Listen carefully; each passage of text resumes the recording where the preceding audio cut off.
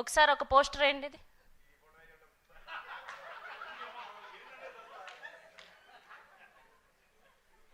ఎంత తప్పండి ఇది. అజయ్ ఘోష్ గారు మీరే ఇదంతా, మీ వల్లే ఇది.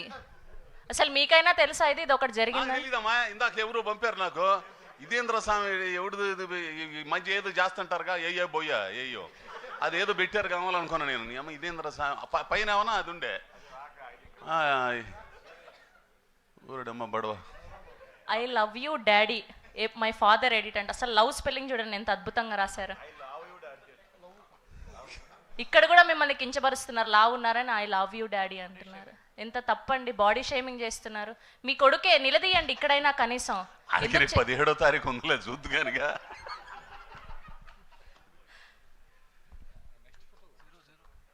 ఓకే. అండ్ అలానే ఇప్పుడు తిరువీర్ గారు, మొన్నటి వరకు చూస్తూనే ఉన్నాము. అసలు మీరేంటండి, పాపం ప్రతాప్ డీపీ పెట్టుకోవాలి కానీ ఎస్ఆర్హెచ్ డీపీ పెట్టుకుంటారేంటండి మీరు? మార్చారా కనీసం ఇప్పటికైనా? ఇప్పుడు కూడా అదే ఉంటుంది నాకు. మీ ఫోన్ ఎక్కడుంది విజయ్? నా ఫోన్ ఇవా అంటే ఐపీఎల్ సీజన్లో నాది ఎప్పుడు ఎస్ఆర్హెచ్ డిపి ఉంటుందండి. తప్పండి ఇది చాలా. అసలు పాపం ప్రతాప్ని ప్రమోట్ చేయమంటే అన్ని లక్షల డబ్బులు ఇచ్చి మీకు మీరేంటండి అసలు ఎంత దారుణం అండి. April 17th రిలీజ్ పెట్టుకొని ఇప్పుడైనా మార్చండి కనీసం.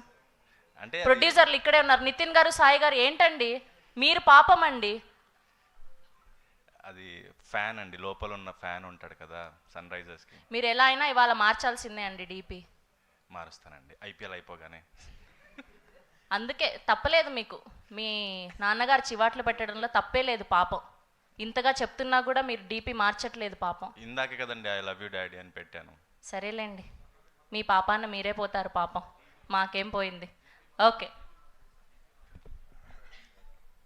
అడిగాము, ఆయన మార్చనన్నారు. డీపీ మార్పిద్దాం అంటే ఏంటి? ఓకే, సో ఇప్పుడు మా ఈ సినిమాని, ఇంత మంచి బ్యూటిఫుల్ సినిమాని, ఒక పక్క లవ్, ఒక పక్క ఎమోషన్స్ అండ్ అలానే అద్భుతమైన సెంటిమెంట్ డైలాగ్స్తో ఇలాంటి సినిమాని మాకు అందిస్తున్నటువంటి మా ప్రొడ్యూసర్లు రుద్రదేవ్ గారిని అండ్ అలానే రాకేష్ గారిని సాధారణంగా వేదిక మీదకి ఆహ్వానం పలికేస్తున్నాం. అనగనగా అంటూ రీసెంట్గా ఈటీవీ విన్లో అద్భుతమైన సినిమాని అందించారు రాకేష్ గారు. అండ్ ఈ సినిమాతో మరో బ్లాక్ బస్టర్ అందుకోబోతున్నారు. కంగ్రాచులేషన్స్ అండి ఇద్దరికి కూడా. అందరికీ నమస్కారం అండి. హిమాంక్ మా పార్ట్నర్ని కూడా స్టేజ్ మీద రావాల్సిందిగా కోరుతున్నాను. హిమాంక్ అదర్ ప్రొడ్యూసర్ అండి. సో సినిమాకి పనిచేసిన క్యాస్ట్ అండ్ క్రూ అందరికీ థ్యాంక్ యూ వెరీ మచ్ అండి. మెయిన్గా సినిమా నేను నిన్న నైటే చూసుకున్నాను, చాలా కాన్ఫిడెంట్గా ఉన్నాను. సినిమా అదిరిపోయిందండి, దాంట్లో డౌటే లేదు.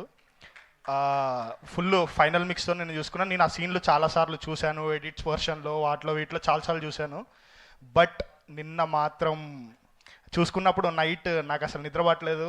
ఖచ్చితంగా గట్టిగా కొడుతున్నామండి ఈ సినిమాని, దాంట్లో డౌటే లేదు. చాలా కాన్ఫిడెంట్గా ఉన్నాము. లాస్ట్ టైం మా నరేష్ బాండ్ పేపర్ మీద రాసిస్తా అన్నాడు, నేను కూడా రాసిస్తాను బాండ్ పేపర్ మీద ఖచ్చితంగా.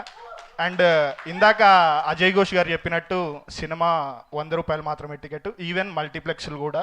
సో ఖచ్చితంగా అందరూ ఫస్ట్ థియేటర్కి రండి, చూడండి. నచ్చకపోతే మీకు ఇష్టం వచ్చింది కామెంట్లలో వేసేసుకోండి, నో ప్రాబ్లం. చాలా కాన్ఫిడెంట్గా చెప్తున్నాను.